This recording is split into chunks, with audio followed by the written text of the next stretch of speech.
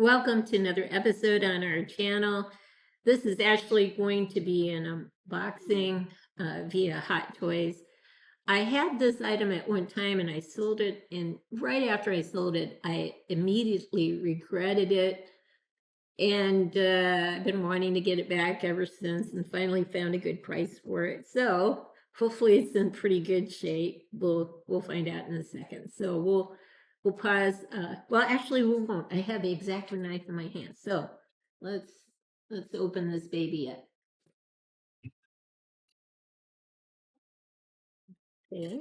Looks like it's well packed so far.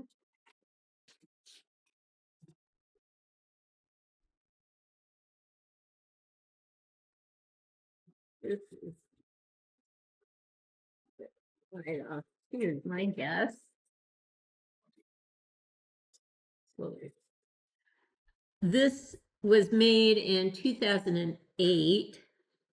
I had it at one time and sold it and immediately regretted it after I sold it, but I didn't like the head sculpt. You'll see why in a bit. But the box is very unusual. It has cardboard cutout pieces that are glued on to the box. So this little round thing here can be pulled off if you want to pull it off. This piece here can be pulled off. This piece here can be pulled off. All these pieces here have been glued on. If you don't have a constant temperature in your home where the humidity is controlled and that sort of thing, over the course of time, things will start to separate. So this box is in really good shape given how the box was made. And I'm sure they didn't foresee this happening. I hope they didn't foresee this happening. On this side, it's pretty good. On the back, it's perfect because there's no cardboard glued to the back. But on this side, you can see what happens when the cardboard starts to separate from some pieces on the box, and why they didn't paint everything black underneath, I do not know, but it will show more white when the separation takes place. It's a Sideshow exclusive, and it's Iron Man in Gunmetal Grey.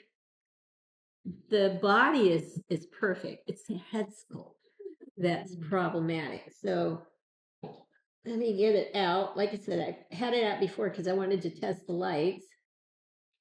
But it's like a shoebox, and this is the way it should be, I think, when we have figures coming to us with art boxes with foam.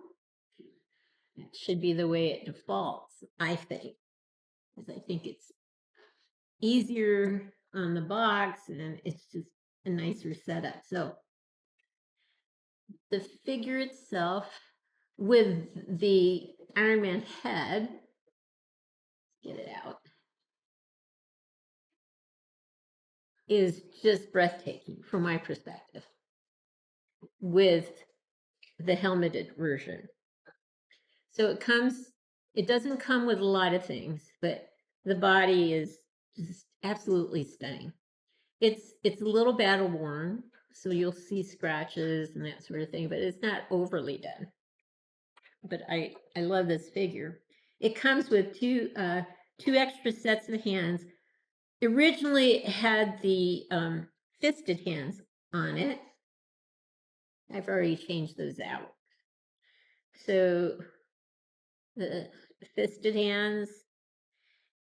And the problem with the fisted hands is that if you want to use the lights to light up the hands, for whatever reason, they black these out. The light will not show through on the fisted hands. So if you want to pose it that way, you're going to have to opt to never use the lights on those hands.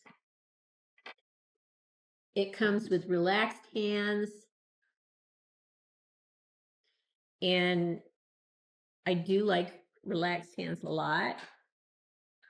But when you have completely open hands, like I have on this figure now, that is my favorite set of hands, is the open hand look. So anyway, we'll get back to this in a bit. It does come with its stand. And on the bottom, I'll say 2008.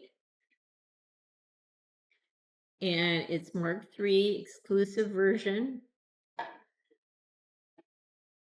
And the stand holder with a crotch grabber. Okay, good. So when you pose him, I think he looks awesome. Let's get him down a little bit.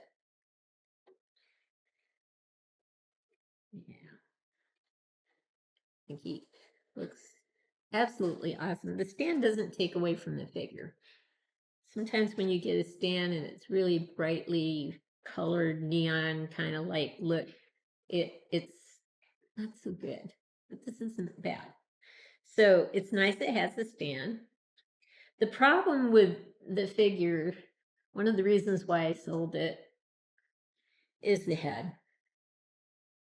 And you'll get a close-up of the head after a while. But I mean, when you put the head on, you can tell, yeah, it's supposed to be Tony Stark, but back then they had not captured his look completely. And this is really a bad head from my perspective. So yeah, that's one of the reasons why I decided not to go with it. All right, so yeah, so if I do pose him, it's not going to be with the helmeted version, even though it's cool looking. I'm going to grab a different Tony Stark head. Keep this head, of course, but use a different Tony Stark head that is neckless to put on the guy, and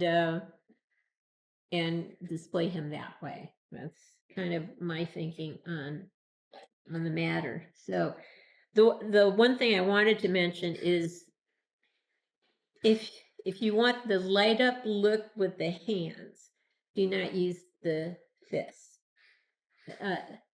There is no way for light to get through on the fists. It's not designed that way. So your only options for light to show through are the open hands or the relaxed hands. So just know that, okay?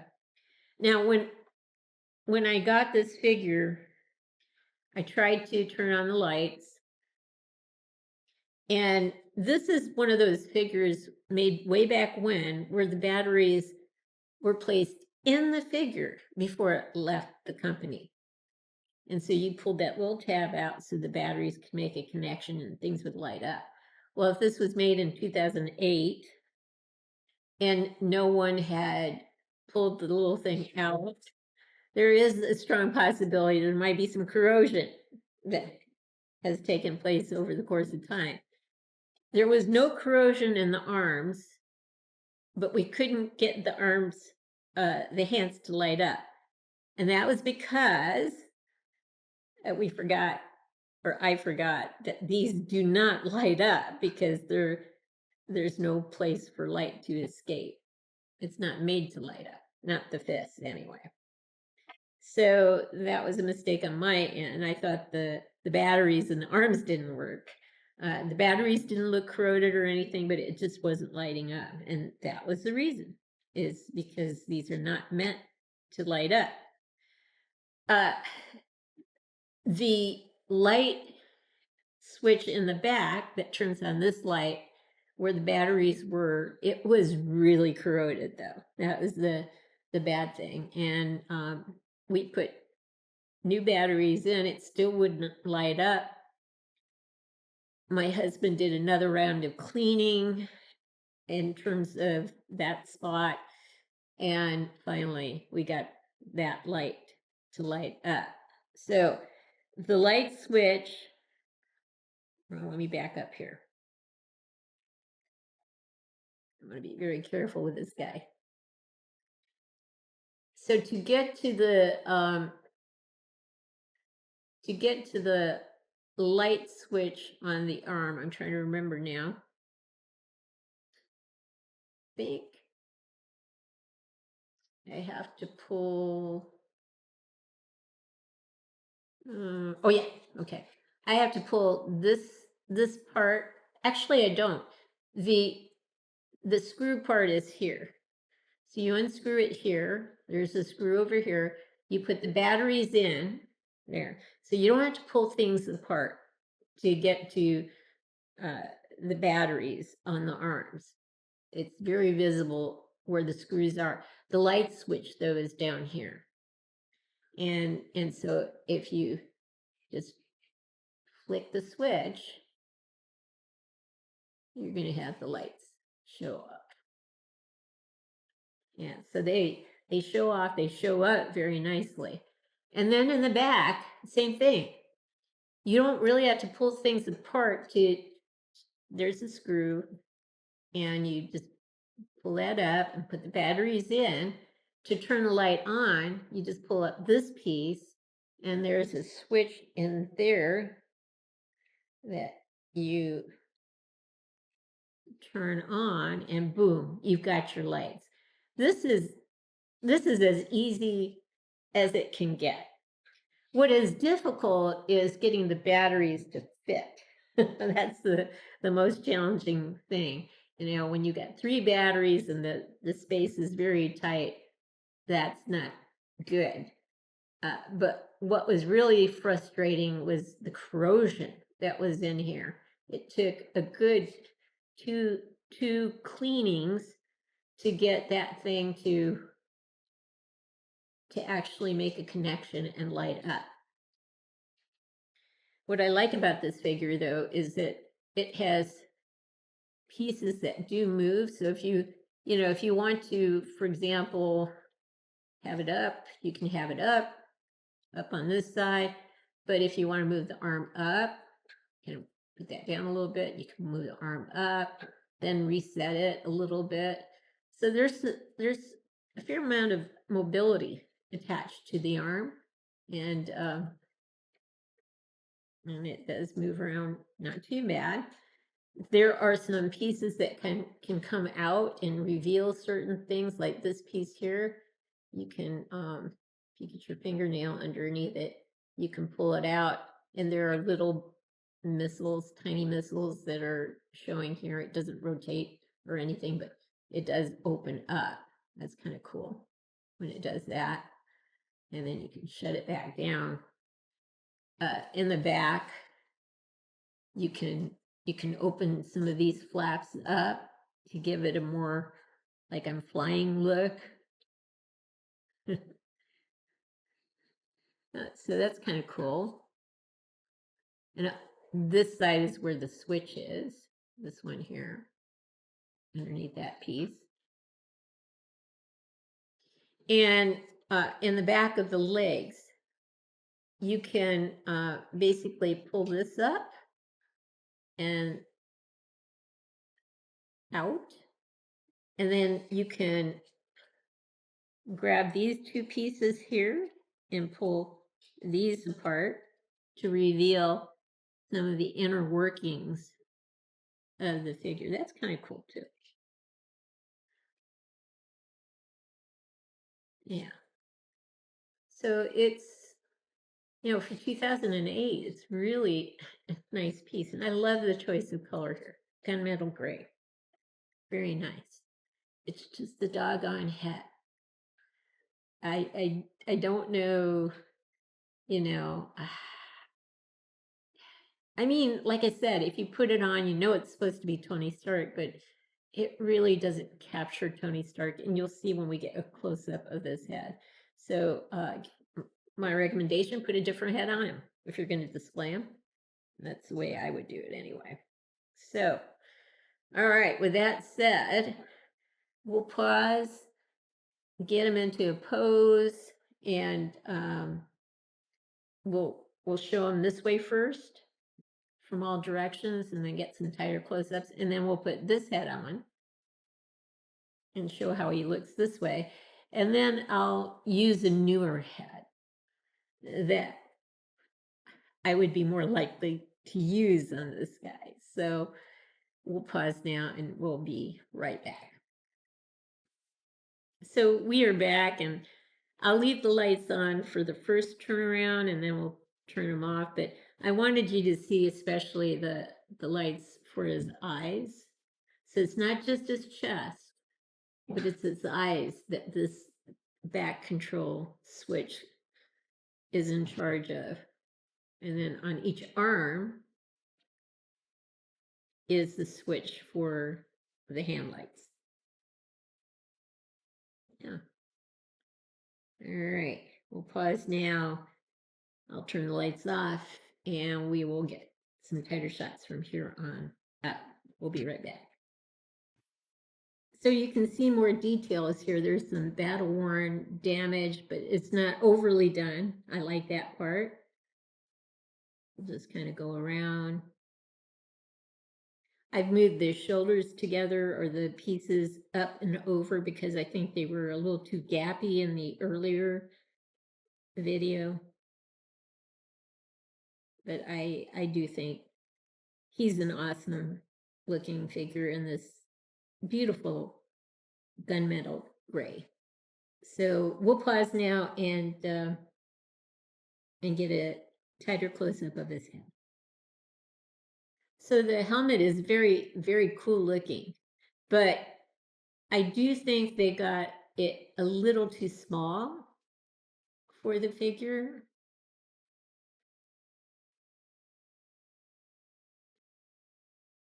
It just does not seem to be quite proportional.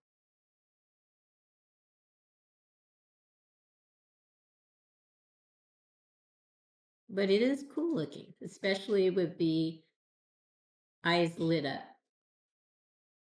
So we'll pause now and get the head that he came with on. So you can see the head now. It's not so great. And that's one of the reasons why I wanted to get rid of it.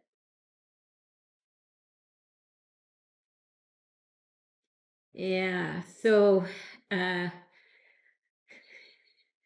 unfortunately, I didn't think I had it enough that, you know, they would probably come up with better versions of Tony Stark and I could just replace the head. I ended up selling it and regretted it immediately, actually. But we'll pause now and get a tighter close-up of him with his head so you can see the details that are missing from Hot Toys' head that are normally there now. We'll be right back. So this was the most disappointing thing about this figure. I mean, you can tell if it's on this body, it's designed to be Tony Stark, but it's really not a good likeness of him. If at the time I had a head like this available, I would have put it on this figure. But the problem with that, at least with this head, because I have a figure that this head goes on, and this would look great on this figure, but if I take this head off, you'll see why I can't really put that head on as is. This is really large. It's bigger than the peg would normally be. So I'd have to not only take this piece out, but drill the hole, the opening, so it would be very large and could fit over this nicely. So I really can't get it on there nicely, even though you'll get an end shot where you'll see this head. Sorry about my little dog in the background there. But you'll see an end shot with this head on, but it's a little too elongated, the neck is. So I have to wait till I get a head that I feel comfortable drilling out and putting on this bulb. So that's the only downside to this figure. So this is a Hot Toys head. This is a mech test Tony Stark head. It's Hot Toys. It's a great head. The problem is that the peg itself is attached to a pretty big rounded bulb of light.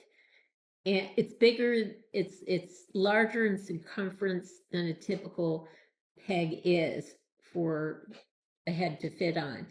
So in order for this head to fit better on the neck, you'd have to drill out the opening so that you get a hole more this size than what's on the inside of this head.